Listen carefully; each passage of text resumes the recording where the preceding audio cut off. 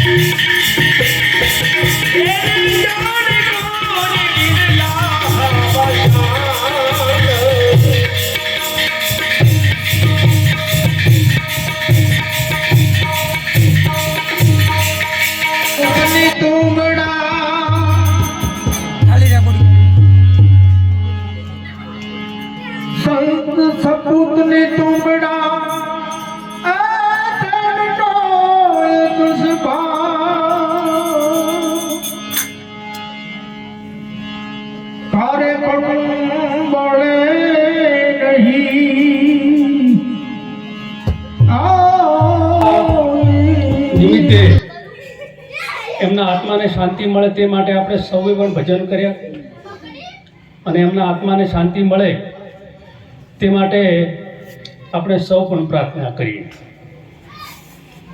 સાથે આપણે સૌ આજે મળ્યા છીએ ત્યારે એક બે વાત મારે કરવી હતી કે આજે ભજન એ સૌથી શ્રેષ્ઠ માર્ગ છે. જીવન સુધારવા માટેનો કોઈ શ્રેષ્ઠ માર્ગ હોય તો તે ભજન છે, અને ભજનથી જ માણસની અંદર જે ગુણો જોઈએ તે આવે. પણ આજે ઘણા બધા ભજન સિવાય જે લોકો ભજનથી ભટકી ગયા છે તે, અને તેના એક બે હું તમને દાખલા આલું તો તમને એમ લાગશે કે હકીકત સમાજ અને લોકો ક્યાં જઈ રહ્યા છે. મને હમણે જે વાત કરી હતી કે ઘરમાં ભૂવા પોપાળાઓનું રાજ, ભૂવા પોપાળાઓ એમને ત્યાં આવે જે આખા ઘરની અંદર એવું બધું વાતાવરણ.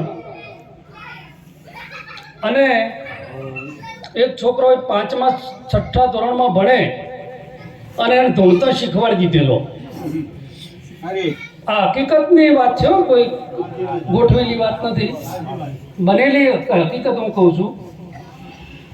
અને એ છોકરો ભણવા જાય અને છોકરામાં તો અળવિતરા હોય, એકબીજા લડે, બીજું ત્રીજું થાય, તો છોકરો ક્લાસમાં ધોવાનું ચાલુ કરી દે